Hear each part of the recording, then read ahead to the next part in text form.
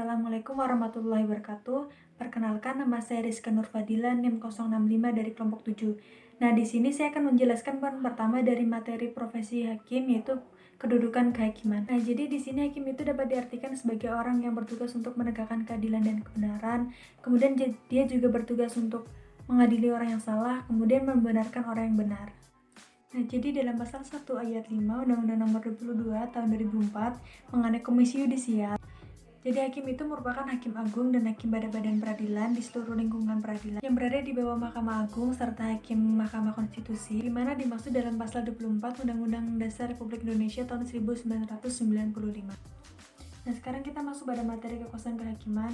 Nah, di sini pada Undang-Undang Dasar Republik Indonesia tahun 1995 pada pasal 24 menyebutkan, nah di sini pada poin A disebutkan bahwa kekuasaan kehakiman dilakukan oleh Mahkamah Agung dan lain-lain badan kehakiman menurut undang-undang.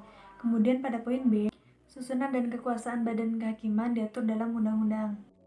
Kemudian pasal 25 di sini disebutkan bahwa kekuasaan kehakiman ialah kekuasaan yang merdeka. Artinya kekuasaan kehakiman ini terlepas dari pengaruh kekuasaan pemerintahan. Dalam GBHN yang merupakan landasan operasionalisasi bab 4 Pola Umum Pelita 4 dalam bidang hukum ini menyebutkan bahwa pada poin A disebutkan bahwa pembangunan dan pembinaan hukum pada negara hukum Indonesia didasarkan pada undang-undang dan Pancasila.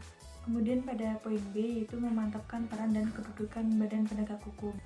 Kemudian pada poin C yaitu memantapkan sikap dan perilaku para badan penegak hukum. Kemudian poin kedua yaitu pada amandemen ketiga Undang-Undang Dasar Republik Indonesia tahun 1945. Di sini ada pasal 24 pada poin A menyebutkan bahwa kekuasaan kehakiman merupakan kekuasaan yang merdeka untuk menyelenggarakan peradilan yang menegakkan hukum dan kebenaran. Kemudian pada poin B disebutkan bahwa kekuasaan kehakiman dilakukan oleh Mahkamah Agung dan badan peradilan yang berada di bawahnya. Kemudian yang ketiga yaitu pada amandemen keempat Undang-Undang Dasar Negara Republik Indonesia tahun 1945. Pada pasal 24 poin A disebutkan bahwa badan-badan lain yang fungsinya berkaitan dengan kekuasaan kehakiman akan diatur pada undang-undang. Sekian penjelasan saya mengenai kekuasaan kehakiman dan terima kasih. Wassalamualaikum warahmatullahi wabarakatuh.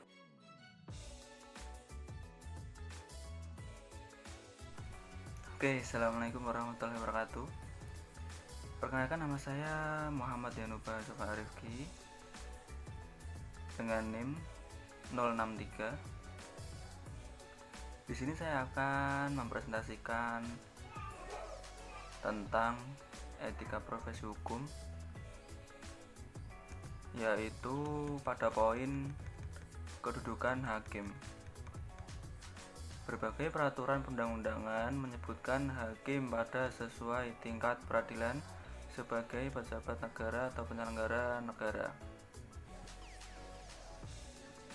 Nomor 1 yaitu ada Undang-Undang Nomor 28 tahun 1999 tentang penyelenggaraan negara yang bersih dan bebas dari korupsi, kolusi, dan nepotisme. Pasal 1 angka 1 yang berbunyi penyelenggara negara adalah pejabat negara yang menjalankan fungsi eksekutif, legislatif, atau yudikatif, dan pejabat lain yang fungsi dan tugas pokoknya berkaitan dengan penyelenggaraan negara sesuai dengan ketentuan peraturan perundang-undangan yang berlaku. Nomor 2 yaitu ada Undang-Undang Nomor 48 tahun 2009 tentang kekuasaan kehakiman. Ada pasal 1 angka 5 dan pasal 19, yaitu hakim dan hakim konstitusi adalah pejabat negara yang melakukan kekuasaan kehakiman yang diatur dalam undang-undang. Lalu ada pasal 3 ayat 1, yaitu hakim pengadilan di bawah Mahkamah Agung merupakan pejabat negara yang melaksanakan kekuasaan kehakiman yang berada pada badan peradilan di bawah Mahkamah Agung. Selanjutnya nomor 3 yaitu ada Undang-Undang Nomor 43 tahun 99 tentang perubahan atas Undang-Undang Nomor 8 tahun 1974 tentang pokok-pokok kepegawaian. Pasal 11 ayat 1 huruf D yaitu yang berbunyi pejabat negara terdiri atas ketua, wakil ketua, dan ketua muda dan hakim agung pada Mahkamah Agung serta ketua, wakil ketua, dan hakim pada semua badan peradilan. Lalu yang terakhir ada Undang-Undang Nomor 5 Tahun 2014 tentang Aparatur Sipil Negara atau ASN. Berikut pasalnya, yaitu pasal 122 huruf E yang berbunyi pejabat negara sebagaimana dimaksud dalam pasal 11, yaitu ketua, wakil ketua, ketua muda, dan hakim agung pada Mahkamah Agung, serta ketua, wakil ketua, dan hakim pada semua badan peradilan kecuali hakim. Yang terakhir yaitu ada Peraturan Menteri Sekretaris Negara Nomor 7 Tahun 2012 tentang penetapan petunjuk pelaksanaan penanganan administrasi pejabat negara dan pejabat lainnya. Pejabat negara dan pejabat lainnya yang penanganan administrasinya dilaksanakan oleh Kementerian Sekretariat Negara, yaitu ketua, wakil ketua, ketua muda, dan hakim agung pada Mahkamah Agung. Lalu ada hakim pengadilan tata usaha negara, hakim pengadilan agama, hakim mahkamah syariah, dan hakim pengadilan militer.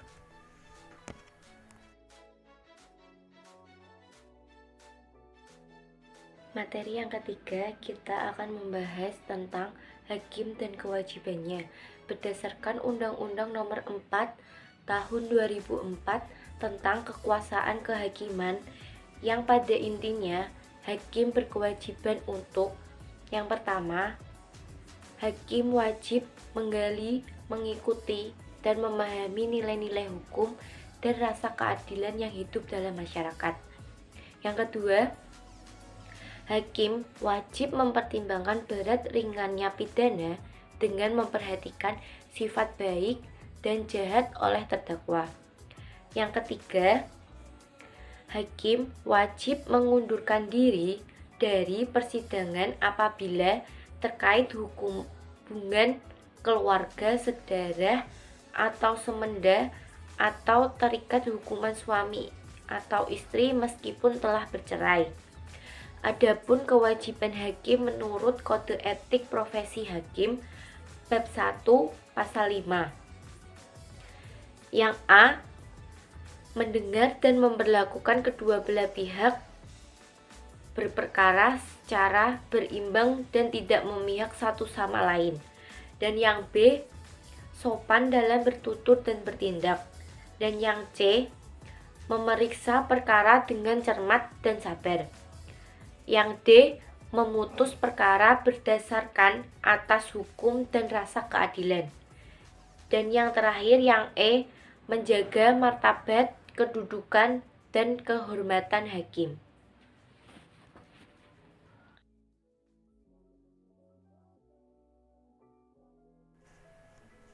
Lalu berikutnya di sini ada tanggung jawab hakim. Hakim memperoleh tanggung jawab yang dipikulinya dengan adanya pasal 2 ayat 1 Undang-Undang Nomor 48 Tahun 2009 tentang kekuasaan kehakiman, menyebutkan bahwa peradilan dilakukan demi keadilan berdasarkan ketuhanan yang Maha Esa. Peradilan negara menerapkan dan menegakkan hukum keadilan berdasarkan Pancasila pasal 2 ayat 2.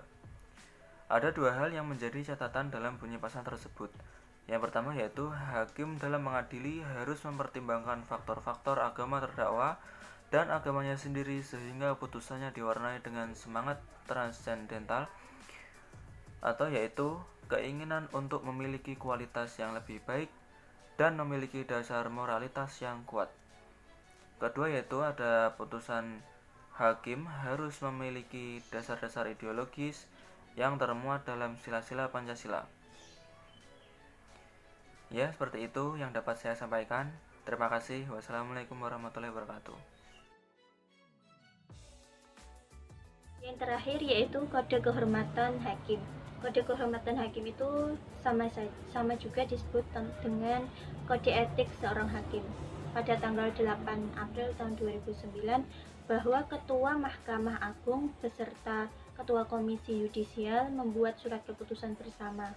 Surat keputusan bersama ini nomor 041-KMA-4-2009 dan nomor 2-SKB-P.KJ-2009 Garing 4 tahun 2009 tentang kode etik dan pedoman perilaku hakim.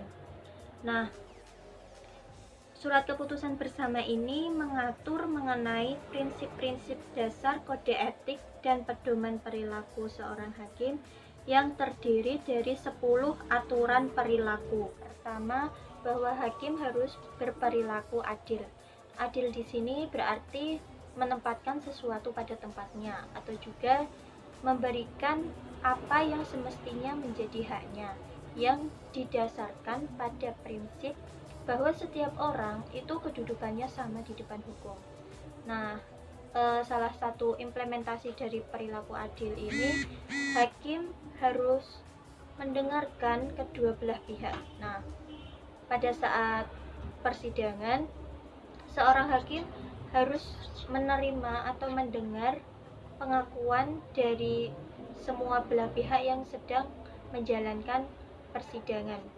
Nah, yang kedua itu, dalam menjalankan tugas-tugas yudisialnya, seorang hakim wajib terbebas dari pengaruh keluarga dan pihak ketiga lainnya.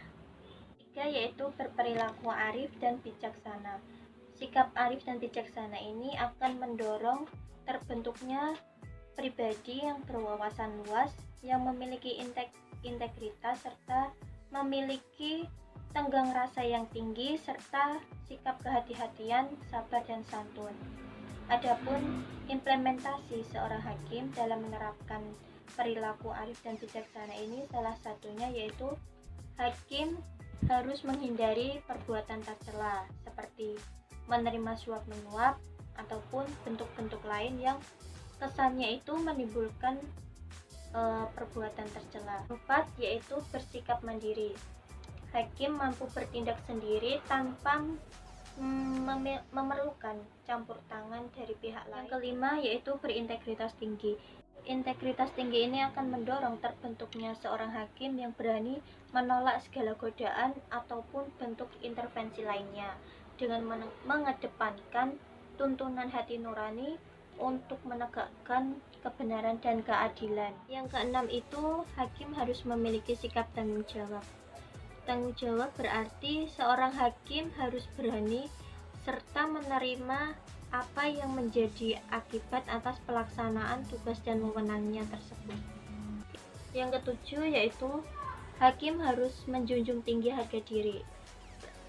Di sini berarti hakim harus senantiasa menjaga kehormatannya serta martabatnya sebagai aparatur peradilan. Yang kedelapan yaitu berdisiplin tinggi. Seorang hakim harus mengetahui dan mendalami serta melaksanakan tugasnya sebagai salah satu aparatur peradilan yang sesuai dengan peraturan perundang-undangan yang berlaku. Yang kesembilan yaitu berperilaku rendah hati. Seorang hakim dalam melaksanakan pekerjaannya itu sebagai wujud pengabdian yang tulus, bukan semata-mata hanya untuk mencari mata pencaharian guna mendapatkan penghasilan materi, melainkan sebagai amanah serta amanah itu akan dipertanggungjawabkan kepada masyarakat dan Tuhan Yang Maha Esa. Yang terakhir yaitu bersikap profesional. Seorang hakim harus mengambil langkah-langkah untuk memelihara dan meningkatkan pengetahuan serta kualitas diri agar dapat melaksanakan tugas-tugas peradilannya itu dengan baik dan sesuai dengan peraturan perundang-undangan yang berlaku. Etik profesi hakim yang telah dijelaskan di atas tadi pada prinsipnya itu mengandung nilai-nilai moral yang mendasari kepribadian profesional, yaitu kebebasan, keadilan, dan kejujuran, di mana nilai-nilai itu merupakan satu kesatuan yang secara inheren sesuai dengan nilai-nilai etika